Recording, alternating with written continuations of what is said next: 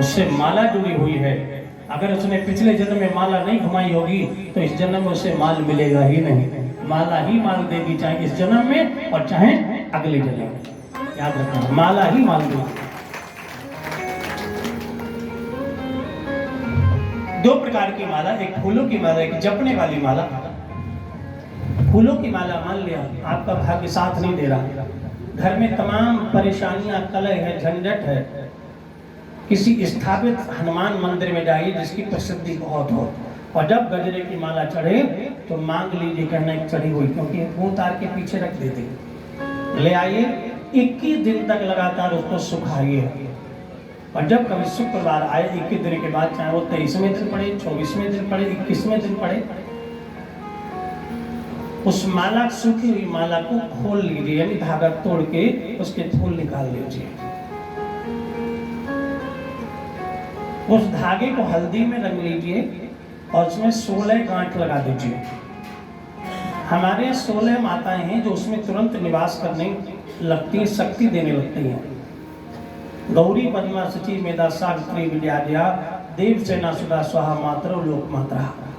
हमारे आचार्य जब पूजा कराते हैं किसी पूजा में तो 16 माताओं का पूजन जरूर कराएंगे। वो 16 माताएं ही प्रमुख हमारे जीवन में हैं। जब वो धागा हल्दी में रंग लेंगे आप और रख लेंगे पूजा घर में, किसी को चढ़ाना नहीं है, सामने रख देना है। अब फूलों का क्या करना है, आधे फूल बांध करके लाल वस्त्र में अपने तिजोरी में 1 वर्ष के लिए रख दीजिए, केवल 1 वर्ष के लिए। आप बचे हुए शेष आधे फूलों को 2 हिस्से कर लीजिए। एक हिस्से के पुष्प जो हैं वो शुक्रवार के दिन ही अपने घर में छिड़काव लगा दीजिए। कितना बड़ा घर में कलह हो, कष्ट हो, छिड़काव लगाकर नई झाड़ू से उनको ले आइए घर के बाहर। झाड़ू लगाने का भी तरीका होता है। झाड़ू लगाने में अगर गलती है तो घर में दुख आता है। अगर किसी के घर में झाड़ू अंदर, बाहर से अंदर को ले जाते हैं पूरा, वहां जाके इकट्ठा करते हो फिर भर लेते हैं, तो एक दोष होता है। झाड़ू जब लगाए तो अंदर से बाहर की तरफ लगाते हैं, तो ये नियम होता है। अंदर से बाहर को, चाहे आपकी दुकान हो, कुछ भी है, दुकान हो तो दुकान में ऐसा कर सकते हैं। आधे फूल बांध करके अपनी तिजोरी के पास रख सकते हैं और आधे पुष्पों को बिखेर करके झाड़ू लगा के बाहर कर सकते हैं, और शेष आधे बचे हुए फूलों को भगवान गणेश जी का मंत्र जपते हुए ओम गंग गणपतये नमः, और इन हथेलियों में जिसका भी परेशानी है, रोग दूर नहीं हो रहा है, बीमारी कोई निकल नहीं रही और बीमार का नाम लिखा हुआ है, रिपोर्ट सारी नेगेटिव है, तो वो ऐसे पुष्प हथेलियों में मलते रहेंगे। आधे पुष्प, आधे में झाड़ू लगी, आधे हथेलियों में सबने मल लिए, और फिर सबको इकट्ठा करके जो आधे हैं यानी झाड़ू वाले और ये वाले इकट्ठे करके बहते हुए शुद्ध जल में विसर्जन कर दें। समझ लो आपका सारा का सारा कष्ट गणेश भगवान दूर कर देंगे। बोलो गणेश भगवान की। और वो माला का धागा जो अभी अभी आपको मिला था, वो जो धागा है, उस धागे को, दुकान नहीं चल रही है तो अपने दुकान में जाकर के दरवाजे पर बांध दीजिए। वो धागा नहीं है, सिद्ध है वो। संतान जिसको नहीं हो रही उसके कक्ष में इसको बांध दीजिए।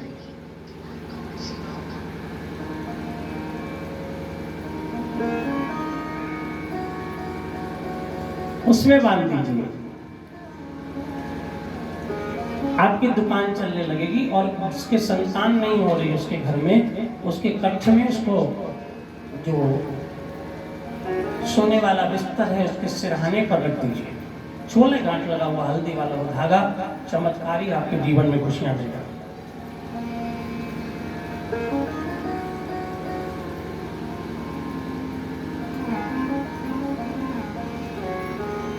चमत्कार कर देगा आपके जीवन में। इस प्रकार भगवान शिव ने उस माला का उपाय बताया। अगर आपका कोई और काम ना बना हो तो मंगलवार के दिन हनुमान जी के लिए नारियल, 11 लड्डू, सिंदूर और 11 पीपल के पत्तों पर राम राम लिख करके उसकी कलावे में माला बना के हनुमान जी को पहनवा देंगे। बस 2-4 मंगलवार भी आप कर पाएंगे कि हनुमान जी आपके सारे काम बना देंगे। बोल हनुमान जी महाराज की जय। दीपावली पूजन कैसे करें, हम लोग करते तो आ रहे हैं, लेकिन विधान है कि नया वस्त्र लाएं, एक नई चौकी हो या चौकी पुरानी हो धुल लें, नया वस्त्र उस पर बिछाएं और उस पर पीले चावल रंग करके एक स्वस्ति बनाएं और लाल चावलों से एक श्री बनाएं। ये दीपावली वाले दिन का है, लेकिन इसका धनतेरस से शुभारंभ होता है। धनतेरस वाले दिन स्नान आदि से निवृत्त होकर माता लक्ष्मी को आवाहन करें कि माँ हमारे घर में आप निवास करना, दीपोत्सव में हम आपका पूजन करेंगे। इसके बाद उस दिन बाजार से जो खरीदारी करनी कर लें, एक करेंसी वाला रुपया अवश्य खरीदें। अधिकांश लोग दीपावली में धनतेरस को गणेश लक्ष्मी जी का सिक्का खरीद लाते हैं, ये आपकी सबसे बड़ी भूल है। गणेश जी लक्ष्मी जी का चांदी का सिक्का कभी भूल कर भी नहीं खरीदना चाहिए। अगर आपको लेने हैं तो चांदी के गणेश जी भले ही खरीद लें, लेकिन सिक्का नहीं। मिट्टी के ही गणेश जी और लक्ष्मी जी होने चाहिए। उनकी साल में पूजा एक ही बार होती है, फिर अन्य दिनों में गौरी गणेश की पूजा होती है। श्री बना करके एक लघु नारियल, लघु नारियल शायद आपको नहीं पता होगा, लघु नारियल छोटा होता है, नारियल ये बड़ा वाला छोटा सा होता है, बहुत अच्छा होता है। इस दीपावली पूजा में बड़ा काम है। लघु नारियल, 5 कमलगट्टे, 5 कौड़ी, 5 गोमती चक्र, इस सब का बढ़िया विधान से पूजन आप करिए। माता लक्ष्मी का दीपोत्सव वाले दिन आप देखना कि इस प्रकार आप जब आप पूजा करेंगे और अपने जहाँ पर पूजा करेंगे उस पूजा घर में एक साबुत पान को दीवार पर किसी प्रकार चिपका देंगे और उसके नीचे पाटा होना चाहिए, चौकी होनी चाहिए, उस पर माता लक्ष्मी जी को विराजमान करना है आपको। धनतेरस वाले दिन 5 दीपक घी के जलाने, घी के 5, एक अपने पूजा घर में, एक आंगन में, एक रसोई घर में, एक तुलसी माँ के पास, एक नगर के मंदिर को देना चाहिए। अगले दिन छोटी दीपावली होती है, उस दिन एक ही दीपक जलता है, वो भी तेल का होता है, लेकिन वो घर के अंदर नहीं जलता। कहाँ जलता है? आपके जलता नहीं जलता है? नहीं जलता होगा। तेल का दीपक होता है, छोटी दीपावली घर के बाहर जलाया जाता है। और जिनके घर में बहुत रोग रहता हो, सभी लोग बीमार रहते हों, वो एक ध्यान दें, दीपावली नहीं किसी भी शनिवार से प्रारंभ कर दीजिए और रोजाना एक तेल का दीपक, वही बदलिए नहीं, वही दीपक रहने दो, बत्ती बदलते रहिए, खत्म हो जाए। केवल 1 घंटा अपने दरवाजे पर सीधे हाथ की तरफ जला दो रोजाना, शाम काल होते ही। जिनके घर में पति भी बीमार है, पत्नी भी बीमार है, बच्चा भी बीमार है, बेटी भी बीमार है, ऐसे घर की बात करते हैं।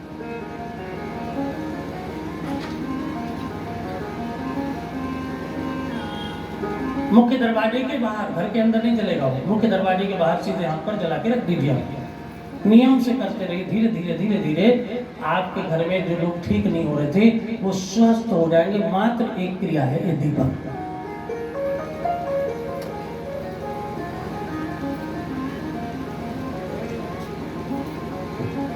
ये दीपक आपको छोटी दीपावली पे भी घर के बाहर रखना है। बड़ी दीपावली को आप जैसे भी मनाते हो आपका तरीका रहा, लेकिन ये वस्तुएं जो मैंने आपको बताई हैं ये गृहस्थों के लिए हैं, व्यापारियों के लिए अलग हैं।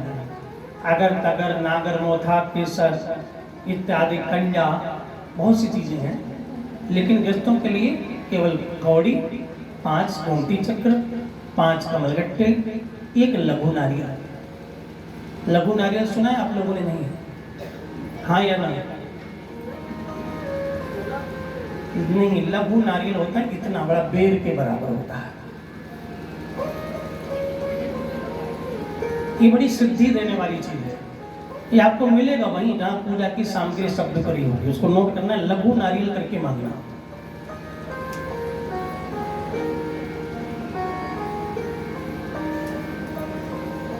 ये जो नारियल है, आप सोच रहे होंगे नारियल जो होता है हरा पानी वाला नारियल, ये नारियल क्या है? और आपने देखा होगा ये नारियल जब हरा होता है, जिस जटा इसके अंदर होती है, जो बिकता है जो पानी पीने वाला, वो देखेंगे और आप शिवलिंग देखेंगे ना, तो दोनों एक जैसे लगेंगे। नारियल वो वाला जो हरे हरे रखे होते हैं, और शिवलिंग को आप देखेंगे मोटा वाला शिवलिंग बड़ा होता है, बिल्कुल सेम एक जैसे लगे। क्यों? क्योंकि माता पार्वती ने जब शिव जी से पूछा कि आपने जो मेरे बेटे का सिर काटा वो कहाँ है, तो शिव जी ने कहा उसको मैंने अपने निराकार रूप के अंदर विराजमान कर दिया है और एक वृक्ष पर भेज दिया है, और वो सिर भी तुम्हारे बेटे का हमेशा पूजनीय हो जाएगा और वो नारियल बन जाएगा। इसलिए नारियल को कभी आप खोलकर जटा देखना तो उसमें 2 आंखें और एक मुंह का निशान मिलेगा। बाकी नारियल इतना मजबूत होगा जितनी हमारी खोपड़ी, इतना मजबूत होगा, लेकिन वो आंखें और मुंह वो मजबूत नहीं होगा, कोमल होगा। 2 निशान ऐसे होंगे, और जब बिल्कुल खोल के रखोगे आपको लगेगा कि किसी की खोपड़ी है, ये सिर है। वही से टूट आ रहा था, बिल्कुल लक्षण सब वही हैं। बाल जो है वो जटा है। माँ के चरणों में क्यों चढ़ता है? क्योंकि माता पार्वती ने बाबा से वरदान मांग लिया था कि मेरे बेटे का पूजन होना चाहिए। तो भगवान शिव ने कहा ठीक है, तुम्हारे बेटे का उस सिर का भी पूजन कराया देगा। इसको मैं रख देता हूँ चंद्रमा के पास जो अमृत का कलश है उसमें। जैसे उसमें रखा तो बोले ये दिन जो है एक चतुर्थी होगी, उसका नाम है, हम लोग कहते हैं अश्विन की कृष्ण पक्ष की चतुर्थी, जिसको करवा चौथ भी बोलते हैं। करवा चौथ का पूजन देवियां करती हैं, लेकिन व्रत तभी खोलेंगी जब चंद्रमा को देख लेंगे। क्यों भाई? पूजा तो गणेश जी की होनी है, चंद्रमा को देख के क्यों? क्योंकि चंद्रमा के कलश में वो सिर रखा हुआ है नारियल वाला, जो भगवान शिव ने निराकार बनाया था।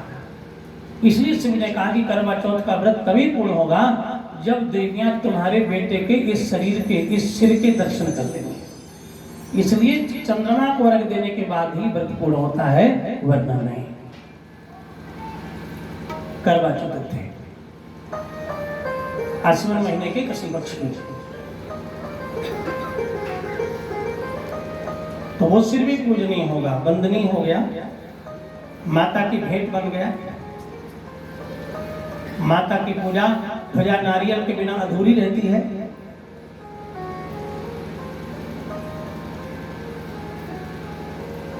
और कभी तोड़ करके कभी माता के चरणों में अर्पण नहीं करना चाहिए नारियल को।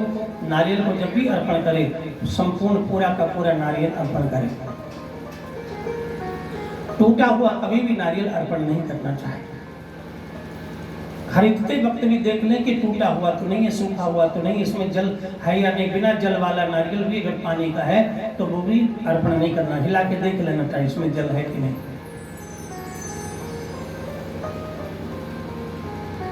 इस प्रकार दीपावली पूजन आप किस जो मैंने बताया उस हिसाब से करेंगे।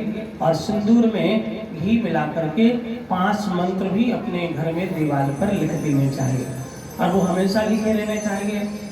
कोई भी बच्चा जब विद्यालय जाए उन मंत्रों को देख कर जाए, परीक्षा देने जाए तो मंत्रों को देख कर जाए, शक्ति मिलेगी, बिना जाप के शक्ति मिलेगी। पहला मंत्र है ओम रिद्धि सिद्धि, दूसरा मंत्र है ओम शुभ लाभ, तीसरा मंत्र है ओम गंग गणपतये नमः, चौथा मंत्र है ओम महालक्ष्मी नमः, और 5वां मंत्र है ओम श्री कुबेराय नमः। ये 5 मंत्र आप अपने घर में रखिए। केवल देखिए, जाप नहीं, जाप करो अच्छी बात है, केवल देखने से इनकी ताकत मिलेगी। क्यों? जब हम हीटर को जलाते हैं जाड़ों में, उसकी आंच से हमारी ठंड दूर होती कि नहीं? दूर से ही तो होती है। देखने से दुनिया बिगड़ गई। जब गलत देखने से, एक बार टीवी पर कोई जैसे कोई बहुत बड़ा भक्त हो और उसको कोई ऐसा सीन आ जाए जैसे कोई जानवर, किसी जानवर को मार के टीवी पर देखना, एचडी में ऐसा लगता साक्षात ही दिख रहा, खा रहा, खून निकल रहा हो, तो कई लोगों की तबीयत खराब हो जाती है। जब वो कुछ है कुछ नहीं, केवल उसमें दिख रहा है, वहाँ खून नहीं है, टीवी में दिख रहा है, और देखने से जब आपके अंदर उथल पुथल हो सकती है, खराबी हो सकती है, तो मंत्र देखोगे तो ताकत नहीं आएगी? आएगी, जरूर आएगी, पूरी शक्ति आएगी। ये 5 मंत्र आप जो हैं अपने घर में अवश्य ही लिखिए।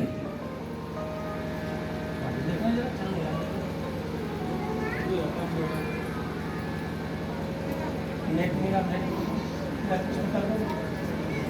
हाँ?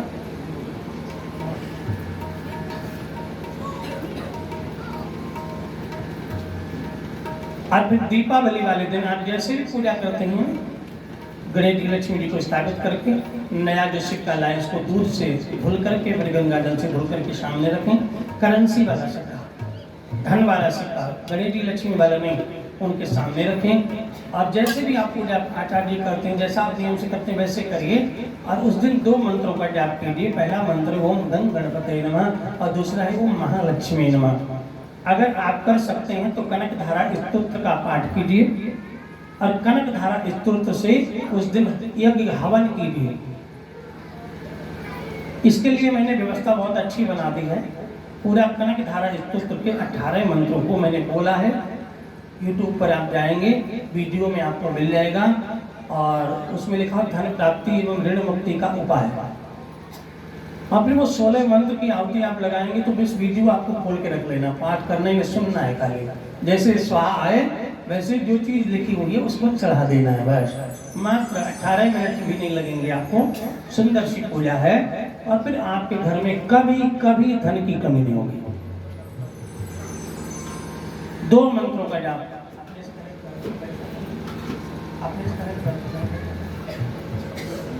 दो मंत्रों का जाप। पहला गम गणपति नमः और महालक्ष्मी नमः। अगर किसी की नौकरी लगने में थोड़ी दिक्कत हो रही हो, मुझसे पूछते हैं, गारंटी से लगेगी। किसी की तरक्की होनी है, पदोन्नति होनी, उसका अलग विधान है। नौकरी के लिए सूर्य भगवान को नियम से जल चढ़ाएं जैसा मैंने बताया। नीचे बर्तन रख लें, उसमें थोड़ी रोली डाल लें, लाल पुष्प डाल लें और गायत्री मंत्र या जल देने का मंत्र है उसके विधान से 3 बार में जल अर्पण करें। पहली बार थोड़ा छोड़ें, रोक दें, फिर छोड़ें, फिर रोक दें, फिर छोड़ें, फिर पूरा करा देवें। और धनी सूर्याय नमः बोलते हुए बार बार हथेली सूर्य को दिखा के प्रणाम कर लें। तत्पश्चात जिसकी नौकरी नहीं लग रही है, दुकान नहीं चल रही है, व्यापार में प्रगति नहीं हो रही है, वो गर्म आसन बिछा करके देसी घी का दीपक जला करके हल्दी की माला से गणेश जी का मंत्र और कमल गट्टे की माला से माता लक्ष्मी जी के मंत्र का जाप करेंगे। गणेश जी का मंत्र है ओम गंग गणपतये नमः और लक्ष्मी जी का मंत्र है ओम महालक्ष्मी नमः। पहले गणेश जी का मंत्र का जाप जब पूरा हो जाए वो माला रख दें, फिर दूसरी माला ले लें। आप लोग जाप करते हैं, माला का कोई नहीं करता। कौन कौन करता है? कम लोग करते हैं, मुझे लगा। गुरु की माला होती है ना, गुरु जो गुरु दीक्षा लिया वो करते हैं। माला कमल गट्टे की होनी चाहिए। जिसकी नौकरी नहीं लग रही है, विश्वास कीजिए अगर वो 11 मालाएं प्रतिदिन कर लेता है तो कभी 1-2 नंबर से फेल हुआ ही नहीं। कंपटीशन अपने आप क्रॉस कर जाएगा, सारी बाधाएं नौकरी की दूर हो जाएंगी। बहुत शक्ति है। जिस बेटी के ब्याह में बाधा आ रही हो, भगवान गणेश जी इसके सारे विघ्न मिटाते हैं। आज गणेश जी की कथा में आ रहा है, श्री गणेश पुराण में लिखा हुआ है 108 हल्दी में लगे हुए दुर्वा के हरे हरे अंकुर, एक एक अंकुर गणेश जी के नाम से अर्पण करें 108 बार में। कौन? जिस बेटी के विवाह में देखने में दिक्कत हो, जैसे आजकल तो देखा देखी होती है, पहले नहीं होती थी। पहले विश्वास होता था। माता पिता बेटी की शादी करने जाते, कभी देखा नहीं जाता। और लड़के का पिता बात करता, लड़का बात नहीं करता। पिता जैसा चाहो, अगर लंगड़ी लूली हुई लड़की होती थी, शादी हो जाती तो कभी भी दुखी नहीं रहती थी। और आज देखा देखी के चक्कर में भी 3 साल अच्छे से नहीं कट पाते, क्योंकि विश्वास किसी को किसी पर नहीं रहा। माता पिता के विश्वास की शादियां वैसे ही प्रेम चलता था। तो देखने पर अगर कोई लड़की को फेल कर रहा है, 108 दुर्वा के अंकुर और 7 इलायची हरी वाली, जो पान में लगाई जाती हरी इलायची, तो खीर बनाते समय डालते हैं हम लोग। हरी इलायची को 7 इलायची गणपति के चरण में अर्पण करके वो इलायची अपने घर ले आए, उसको पूजा घर में रख दे। जब कभी देखने का समय आए तो वो बेटी जो है उन इलायची को अपने पास रखे। देखने के मामले में चाहे देखने में सुंदर हो न हो, उस लड़की को कोई फेल नहीं करेगा। बोलो गणेश भगवान की। अगर नियम से उपाय कर लेना तो माला का जाप कैसे करें? माला जाप करते समय एक गलती ना करें, माला कभी भी घुमाते घुमाते जैसे जपते जपते जब माला आपकी पूरी हो जाए तो माला को बदला जाता है। अगर वैसे ही माला जपते रहते हो तो फिर आपकी पूजा का फल जो है बेकार हो जाता है। जैसे मान लिया एक कमलगट्टी की माला, ये माला है और आप जाप कर रहे हैं, इस तरीके से जपना होता है, ये उंगली नहीं लगती। ओम महालक्ष्मी नमः, ओम महालक्ष्मी नमः, एक एक दाना, ओम महालक्ष्मी नमः, ओम महालक्ष्मी नमः। आप जाप करते करते करते करते माला पूरी हो गई, माला पूरी हो गई। अब आपको जाप करना है तो यहाँ से अब शुरू नहीं होगी, अब ये हिस्सा पीछे आ जाएगा कि आगे कर लिया जाएगा, तब जाकर के माला जपने का पूरा फल मिलता है। इसमें जो ऊपर होता है उसका नाम होता है गुरु, और गुरु को कभी भी लांघा नहीं जाता। ये माला जपने का तरीका होता है, चाहे गुरु का श्री शंकर जी का मंत्र हो, चाहे विष्णु जी का तुलसी की माला पर हो, कमलगट्टे की माला पर लक्ष्मी जी का हो, किसी का भी मंत्र हो, माला जपने का तरीका एक ही रहता है कि माला को लगातार अगर आप ऐसे घुमाएंगे नहीं तो खंडित मानी जाए।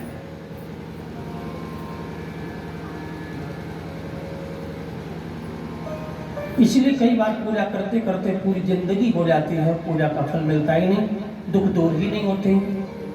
कारण होता है कि हमारे नियम में थोड़ी सी कमी होती है।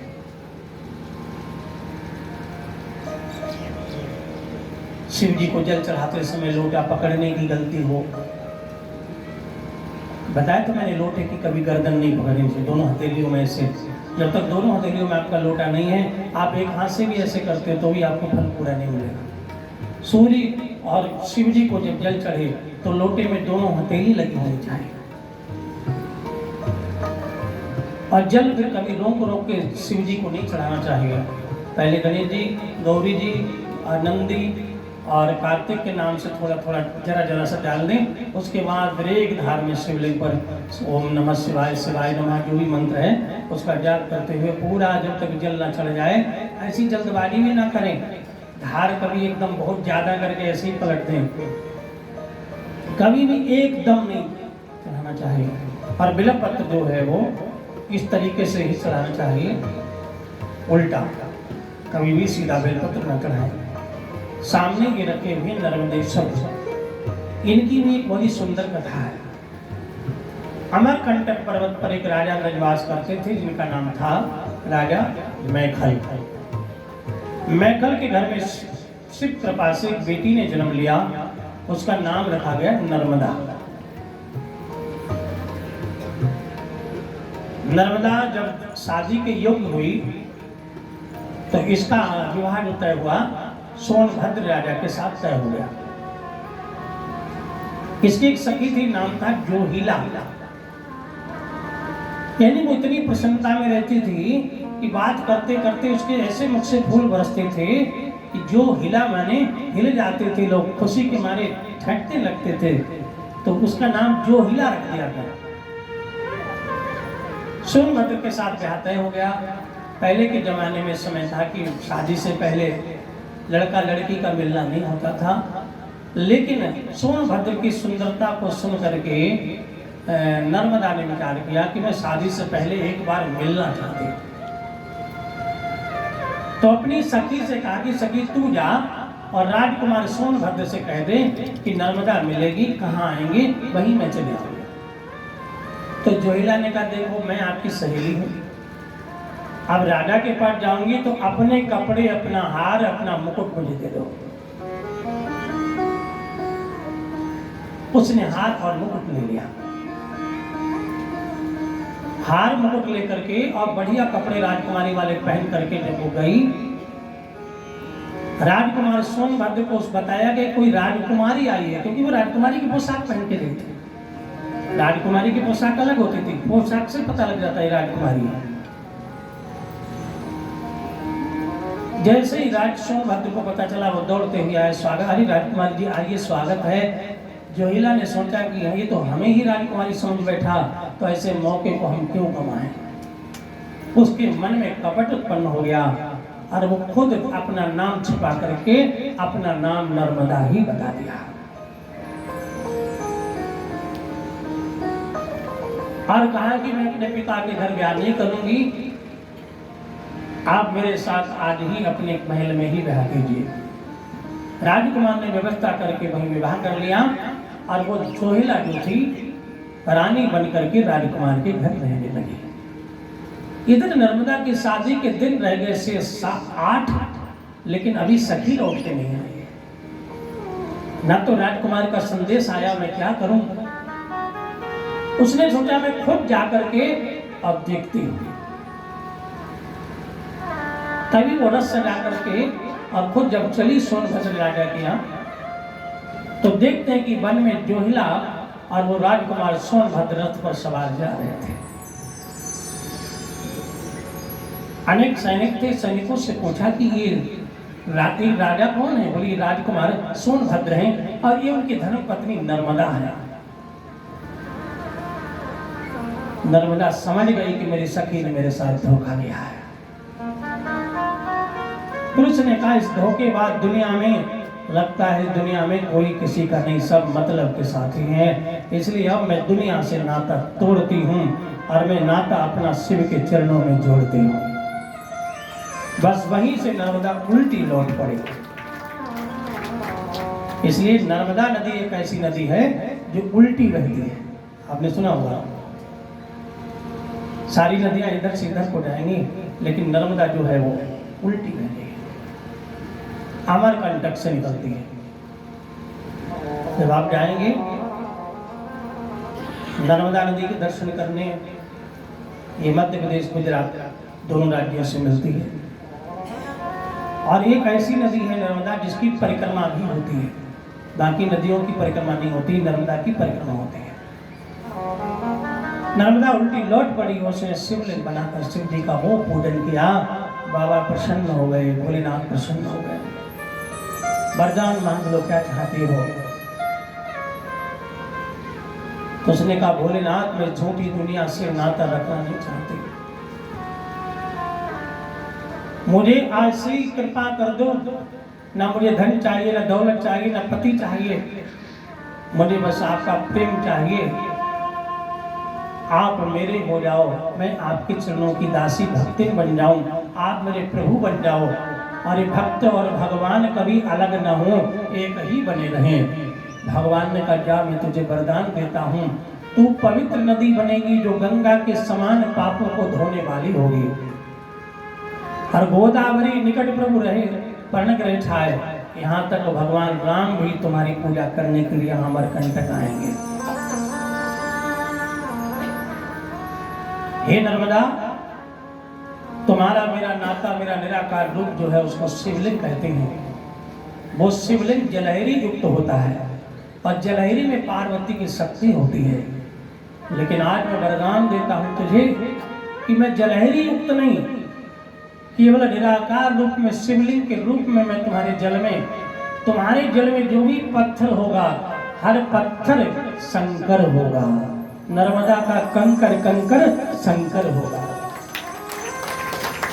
और उससे निकले हुए शिवलिंग में जैसे शालिग्राम की प्राण प्रतिष्ठा नहीं होती, शालिग्राम को ले आओ पूजा शुरू कर दो, ऐसे ही नहीं उस शिवलिंग का नाम होगा, तुम्हारा नाम नर्मदा और मेरा नाम ईश्वर, उसका नाम होगा नर्मदेश्वर। बोलो नर्मदेश्वर भगवान की। और इस नर्मदेश्वर का जो पूजन करेगा, जो अपने घर में रख लेगा, वैसे शिवलिंग की स्थापना अपने घर में नहीं होती, लेकिन स्फटिक का शिवलिंग, पारे का शिवलिंग और नर्मदेश्वर को आप अपने घर में रख सकते हैं। नर्मदेश्वर में इतना अंतर है, बाकी शिवलिंग में आपको पंडित जी को बुला के विधान से पूजा कराओगे तब शक्ति आएगी, लेकिन नर्मदेश्वर स्वयं शक्तिमान होकर के घर में आते हैं, जब चाहो पूजा शुरू कर दो। बोलो नर्मदेश्वर भगवान की। ये नर्मदेश्वर छोटे से लेके बड़े तक, क्योंकि घर में 4 अंगुल से ज़्यादा बड़ा शिवलिंग नहीं होना चाहिए, इसलिए मैं आपको आज जो दिखाने चाहता हूँ, ये सामने जो विराजमान है प्रभु, ये नर्मदेश्वर ही है। इनमें जलहरी संग नहीं होती है और ये अकेले होते हैं, बिल्कुल इस तरह से। ये नर्मदा नदी में पाए जाते हैं। इन्हें अपने घर में रख करके जैसे कोई मंदिर जाना नहीं चाहता, रोजाना शिव की पूजा करना चाहता है, वो इनको अपने घर में स्थापित कर सकता है। इनका कोई विशेष नियम नहीं है। भगवान ने नर्मदा को वरदान दिया था, हमारे सब पूजाओं में नियम, इनमें कोई नियम नहीं है। कोई दिन पूजा ना कर पाओ तो भी मैं भक्त से नाराज नहीं होऊंगा। ऐसी नर्मदेश्वर की मान्यता है। जैसे मैंने बताया था कि बच्चा पढ़ने में कमजोर है और वो रोजाना शिव मंदिर नहीं जा सकता, तो आप नर्मदेश्वर अपने घर में रख लीजिए। और उपाय बताया था कि गाय का दूध, उसमें शक्कर डाल करके सोमवार से बच्चे से पिलाना प्रारंभ कराइए। जड़ बुद्धि वाला भी बुद्धिमान हो जाएगा, ऐसा शिव पुराण में मैंने भगत जी को कल मैंने दिखाया था, रमेश जी को। मैंने कहा देखो इस शिव महापुराण की जो भी बात है, मैं अपनी तरफ से कुछ नहीं बोलता, जो पुराण में लिखा वही आपको सुनाता हूँ। अब पुराण कभी झूठा नहीं हो सकता। झूठे हम तो हो सकते हैं, लेकिन झूठे भगवान नहीं हो सकते। इंसान झूठे हो सकते हैं, पुराण झूठा नहीं हो सकता। पुराण में लिखा सेतुबंध रामेश्वरम, तो रामेश्वरम है। पुराण में लिखा द्वारिका है, कोई मानता ही नहीं था। तो अब की मोदी जी ऑक्सीजन लगा के उस पानी में घुस गए। कोई प्रधानमंत्री ऐसा नहीं होगा, मरने के लिए कौन जाए। अब वो द्वारिका में जो डूबी हुई समुद्र में, वहां दर्शन करके आएगा। टीवी पर देखा होगा आपने, है किसी में हिम्मत माई के लाल में, सोचेगा कोई मगरमच्छ न खा जाए। एक बंदा वो है जो धर्म के लिए मरने से नहीं डरता, वो प्रधानमंत्री मोदी है।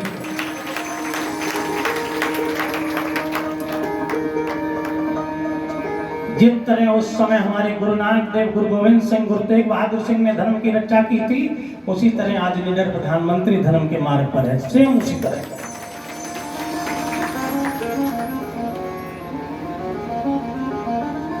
पुराण में लिखा है कि द्वारिका समुद्र में डूब गई। पुराण में लिखा द्वारिका है समुद्र में, फोटो में आई। मोदी जी को पता चला, मोदी जी बोले कोई जाए ना जाए, हम दर्शन करने जाएंगे।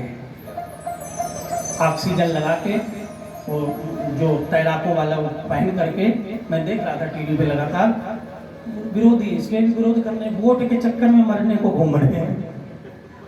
विरोधियों के लिए तो शायद अयोध्या में भी एक रूठा महल बनना चाहिए, कोप भवन, जिसमें कैकेयी लेटी थी। उसमें जो विरोधी जाए कहे हम रूठे हुए, हम इसी में लेट गए। विरोध करो, अगर गलत काम हो रहा तो उसका